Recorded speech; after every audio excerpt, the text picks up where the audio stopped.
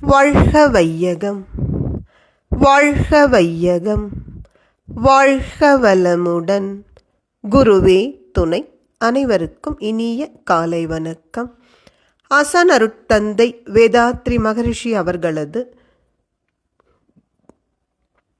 ஞான களஞ்சிய கவிதைகள் பார்த்து கொண்டிருக்கிறோம். இன்று கவியன் 53. பொன், பணம், அதிகாரம், புகழ் மறைய என்பது தலைப்பு. தன்னை உலகுக்கு அர்ப்பணிக்கும் அறிஞர் குழு சன்மார்க்க சங்கத்தால் தொழில், உணவு, மக்கள் பெற நன்முறையில் கூட்டுறவில் பொருள் பெருக்கி நிரவிவிட்டால் பொன், பணம், அதிகாரம், புகழ் ஏனோ மனிதருக்கு?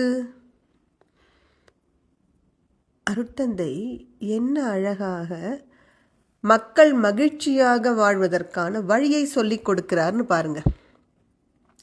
முதல்ல நமக்கு ஒரு அறிஞர் குழு வேண்டும்.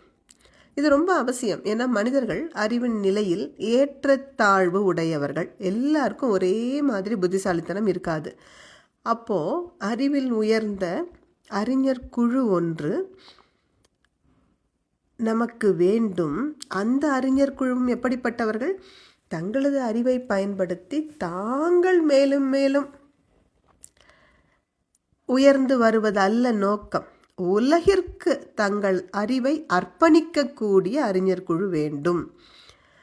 அந்த குழு ஒன்று சேர்ந்து அமைத்திருக்கும் சங்கம்.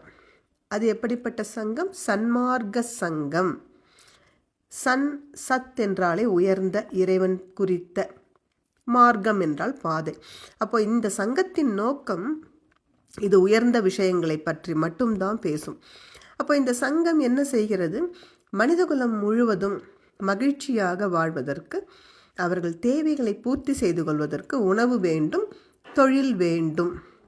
இந்த இரண்டையும் அறிஞர் சங்கம் நல்ல முறையிலே அனைத்து மக்களுக்கும் உணவும் தொழிலும் கிடைப்பதற்கு உரிய வாய்ப்பு வசதிகளை ஏற்படுத்தி கொடுத்துவிட்டால் அதன் பிறகு தங்கத்திற்கோ, பணத்திற்கோ, அதிகாரத்திற்கோ, புகழுக்கோ என்ன வேலை?